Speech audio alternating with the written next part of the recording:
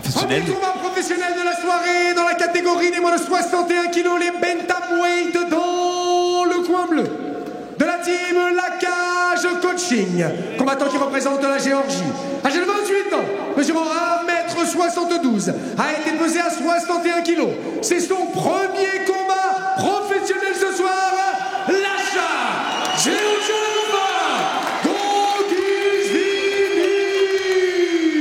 son adversaire dans le coin rouge, il représente l'Azerbaïdjan et nous vient de la team Laval Combat Club. 1m68, 28 ans, pesé à 61 kg et 500 grammes. Il a un combat professionnel, une victoire obtenue par soumission. Sanan Safa.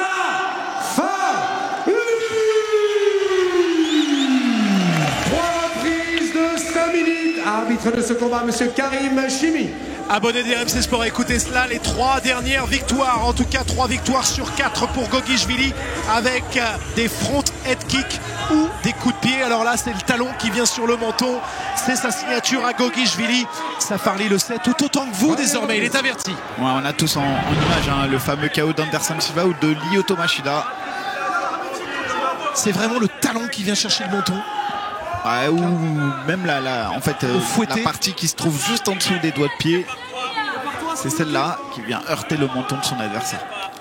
Des coussinets bien durs sur un point névralgique évidemment, la pointe du menton, juste derrière l'oreille, la tempe, tout ça vous éteint, tout comme le foie si vous cherchez un peu plus bas. Et là vous voyez tout de suite la différence entre le combat amateur et professionnel. On est sur un rythme un peu différent, on prend le temps de prendre la mesure et les distances. On sait que les coups là on peut pas les prendre comme avec les gants rembourrés, donc forcément on est beaucoup plus à l'affût.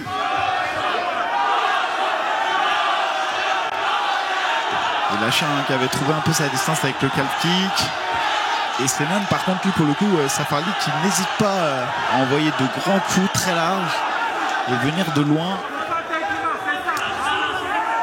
Et Lachin qui continue son travail de destruction sur la jambe avant. Et l'anglaise est propre. Attention parce que Senan ne va pas pouvoir encaisser comme ça les low kicks là. À un moment donné ça va lui faire très mal. Takedown où il vient chercher bas, très bas. Takedown très bas. Il a même quasiment réussi à amener son adversaire au sol. Son adversaire a réussi à se relever une première fois. Il continue. Et là c'est crucial pour lui cette phase de combat parce que si Lachin arrive à se relever de ça, il aura dépensé beaucoup d'énergie. Et Senan pour le coup a montré que la persévérance payait parce qu'il a réussi à amener l'adversaire au sol. Maintenant il faut qu'il le garde.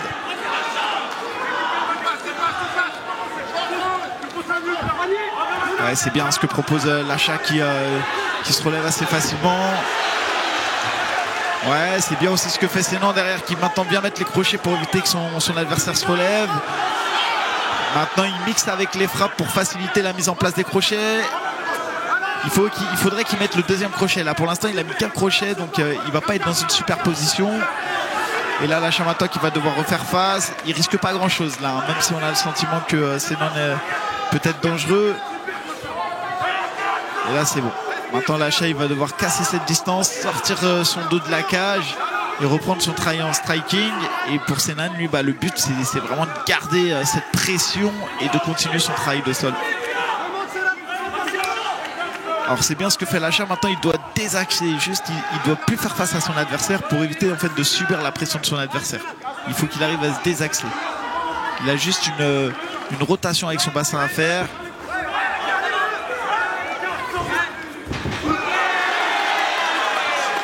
Attention à ses gants bleus. Non, il est en train de repousser Goguishvili. Il ne veut pas de cette pression de Senan Safarli qui depuis une minute a vraiment entouré là, il y a un bras-tête. Ouais, là par contre ça peut être dangereux maintenant. Là attention, le bras-tête a l'air d'être bien mis en place. Il va devoir faire attention Lachin parce que il a réussi à sortir de la pression. C'est bien ce que propose Lachin. Maintenant Lachin il n'arrive pas en fait à sortir d'ici. Il faudrait qu'il appuie sur la tête très bas de son adversaire. Voilà, c'est très bien fait. Maintenant on va avoir une autre dimension du combat. Énorme activité entre les deux hommes pendant 3 minutes 30. Il reste 90 secondes. On est seulement dans le premier round et vous voyez, c'est une éternité. On passe par les 4 saisons dans ce premier acte. Ouais, et puis en tout cas là, les stratégies maintenant sont affichées, les qualités des combattants sont assez affichées. On sait que Safarli lui va tenter de faire la différence en amenant le combat au sol et en gardant le combat au sol. On sait que Lacha il va tenter de faire la différence debout. Et là les deux combattants sont assez fatigués, hein. Et je peux vous assurer que la stratégie que met en place Safarli est très coûteuse en termes d'énergie. Donc je me questionne sur sa capacité à pouvoir reproduire les efforts sur les 2 prochains rounds.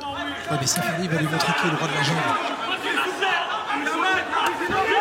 Lacha qui fait mouche avec son calf kick. Attention. Et Lacha qui devrait appuyer en fait, hein, appuyer sur la tête de son adversaire. Alors que lui, pour l'instant, il continue d'essayer de le repousser. Alors qu'en vrai, la tête est assez basse de Senan et il devrait juste appuyer sur sa tête pour le forcer à regarder le sol. C'est un peu un ajustement qu'il va devoir faire sur le 2e et 3e round. Oui, passer par-dessus cette tête pour refuser de donner le dos. Safarli qui continue de travailler. Il reste 15 secondes. Tu l'as dit, c'est extrêmement énergivore ce MMA de Senan Safarli. Attention à ne pas se faire contrer en bout de route quand vous avez été entreprenant. Il tente de l'arracher au sol.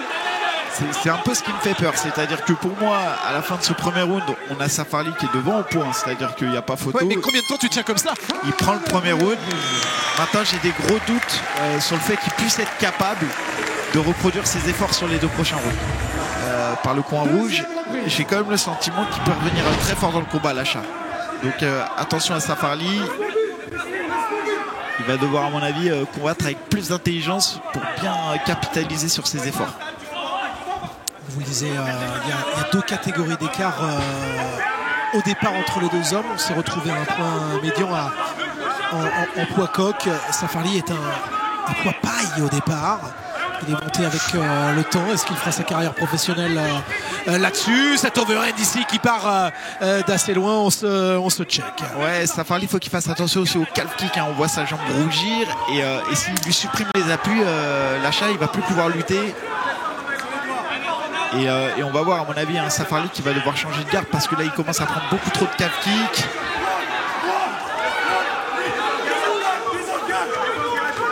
Et Lacha là qui pour l'instant prend la mesure dans le combat, arrive à défendre la lutte.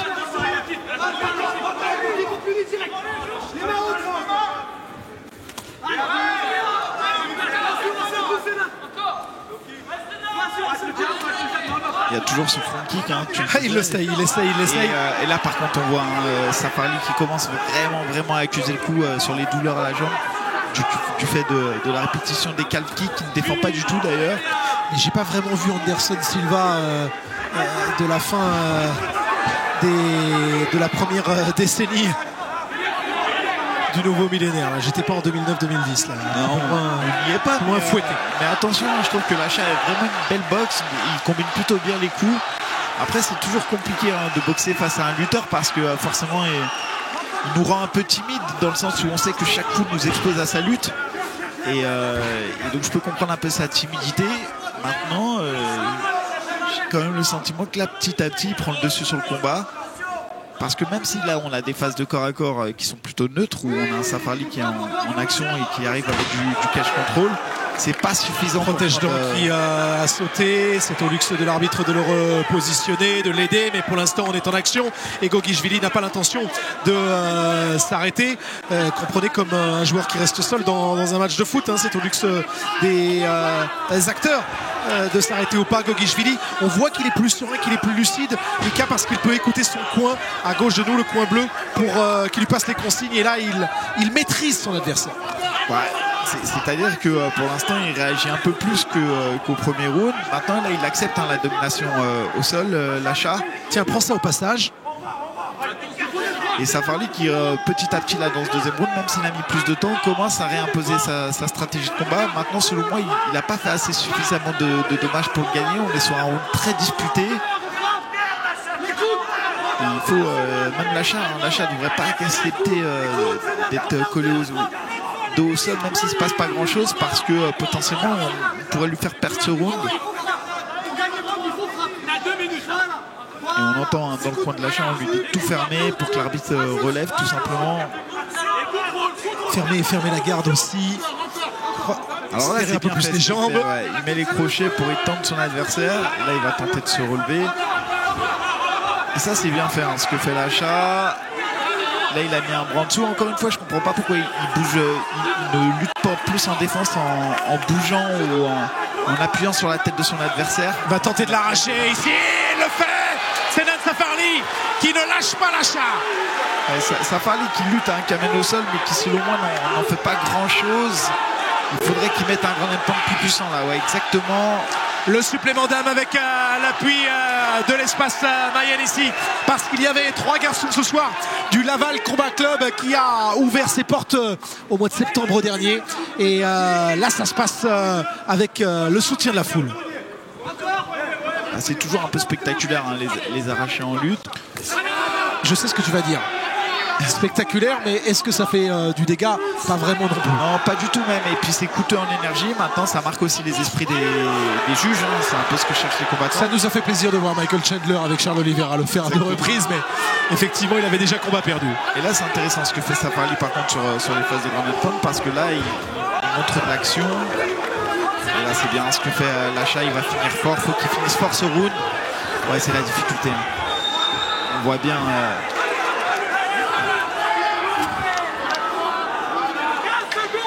Magnifique phase de scramble de la part du local. Et là, peut-être que c'est sur cette action, hein, qui vient prendre ce round, parce qu'on est vraiment sur un round très disputé. Et en fait, il va devoir faire un peu plus et selon moi, surtout adapter sa défense de lutte. J'ai le sentiment qu'il lutte pas assez en baissant la tête de son adversaire, en mettant son avant-coude sur la gorge de son adversaire. Et en fait, c'est pour ça que Lasha se retrouve assez démuni, hein, sur les amenés au sol. Par contre, en anglaise, attention, il touche Lasha et c'est effectivement son arme, hein. Il n'a plus trop le choix, Lasha. De toute manière, il doit gagner avant la fin. Donc soit par KO, soit par soumission. Et là, il a la place, hein, Lasha. Il peut essayer de faire la différence avec son pied-point. Et si il réussissait à... Il peut le faire, hein, depuis sortir son coup signature. Depuis le départ, on le sent, hein, qu'il frappe fort, il est en appui. Maintenant, le problème, c'est qu'il faut qu'il mette du volume. Il ne faut surtout pas qu'il subisse le combat. Au contraire, il faut qu'il entreprenne les choses. Et la difficulté pour lui, c'est de faire tout ça sans s'exposer à la lutte de son adversaire.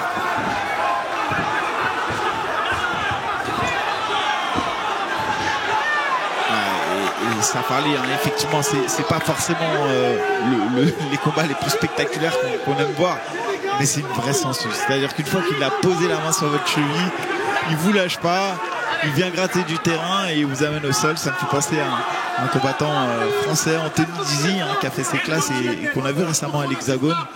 Incroyable combattant qui a combattu au M1 aussi, hein. Clairement, le style de Senan Safarli, des soumissions, des décisions, jamais de KO. 13 ans à l'IMAF depuis 2017. Attention là, Lasha, il semble pris, hein, dans la guillotine. Il va devoir faire attention, Lasha. Voilà l'angle de caméra que l'on souhaite. Et par contre, s'il sort d'ici, ça peut être compliqué pour Safarli, parce qu'il s'expose forcément au Grand Pound de Lasha. Maintenant, il semble qu'il va pas lâcher la saisie. Safarli, il va essayer de gagner du temps comme ça, même s'il sait qu'il va pas réussir à se mettre dans cette position. Ouais, c'est un contrôle pour l'instant, hein, parce que ce bras gauche est trop loin finalement pour vraiment tenir cette tenaille. Le levier est suffisamment placé. Selon moi, il sait qu'il peut pas se mettre dans cette position. Par contre, il peut gagner des secondes très précieuses dans ce round, surtout s'il est fatigué. Sauf que c'est sur la mâchoire, hein, c'est pas sur le cou, hein. On est en train d'essayer plutôt d'avoir un écrasement du maxillaire là, que de chercher à... En fait, c'est le risque pour Lasha, c'est-à-dire que plus Lasha va tenter de sortir et plus forcément il va s'exposer à des ouvertures. Et voilà, là, ce que je disais, maintenant on va dire que Safarli va s'exposer au Grand Pound de Lasha, et on voit un Safarli très intelligemment qui vient coller Lasha à lui, et tout ça dans l'optique de gagner du temps. Il sait qu'il est en avance au pointage, il sait qu'il prend le premier et le deuxième round. En gros, il peut, dans sa tête, j'imagine qu'il sait qu'il peut perdre le troisième round. Regardez sur les images offertes par Sébastien Daniel, comme les genoux de Safarli sont rougis, comme les coups de pied également de ces hommes-là qui ont beaucoup frotté, qui ont beaucoup scramblé, qui se sont beaucoup donnés. Attention ce ground and pound et les coups de coude peut-être ici sur l'arcade ou la tempe de Senan Safarli. 1 minute 50, c'est suffisant pour Goguishvili pour aller chercher un finish. Il lui faut un finish pour s'imposer. Ouais, c'est vraiment le moment pour l'achat de mettre du volume. On lui demande des coups de marteau, on lui demande des hammer fist, on lui demande d'être actif. En gros, pour l'achat, il n'a pas d'autre choix que de mettre du volume. Il doit mettre énormément de volume pour forcer l'adversaire à s'arrêter. Là, il a condamné un bras de son adversaire. Il ne faut pas qu'il cherche le coup dur, c'est l'inverse. Il faut qu'il cherche la multitude de frappes qui va faire que l'arbitre va à la rigueur s'interposer. Et le problème, c'est qu'en restant un peu dans ce jeu-là, il s'expose à des blocages et à 10 secondes par-ci, 10 secondes par-là, en fait, qui s'égrènent. Safarli va finir par gagner le combat, même s'il perd ce round. Perfectible au sol, Goguishvili qui est dans une position un tout petit peu bâtarde, pas en position latérale, un peu entre les deux, et qui effectivement n'est pas dans une position idoine au niveau de ses appuis pour placer ses frappes. C'est ça, et puis la position à la rigueur, elle est bonne. Si tu gagnes si tu as un round partout, la position est bonne parce qu'il prend son 3e round et il gagne le combat. Le problème, c'est que là, il doit finir le combat. Donc cette position n'est pas suffisante. Il ne se retrouve pas dans une position dans laquelle il peut développer un ground and pound très puissant.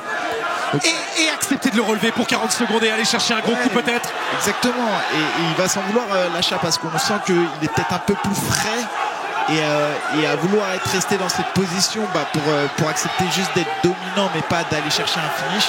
Et chez vous, regardez Senan Safarli qui se colle à son adversaire pour lui empêcher d'avoir de l'amplitude sur les frappes. Voilà, Safarli lui il a bien compris qu'il perdait ce round, il a bien compris qu'il était un peu depuis 2 minutes pas en survie mais dans une optique de gestion où dès qu'il peut gagner du temps, il gagne du temps. Et là malheureusement pour l'achat, il se dirige un peu sur une défaite et ça c'est clairement pour le coup un manque d'intelligence, un manque de fight IQ.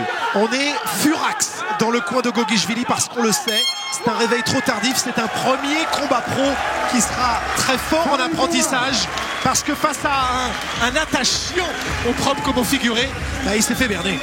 Et donc, déclaré vainqueur à l'unanimité, le coin rouge, Senan Safarli.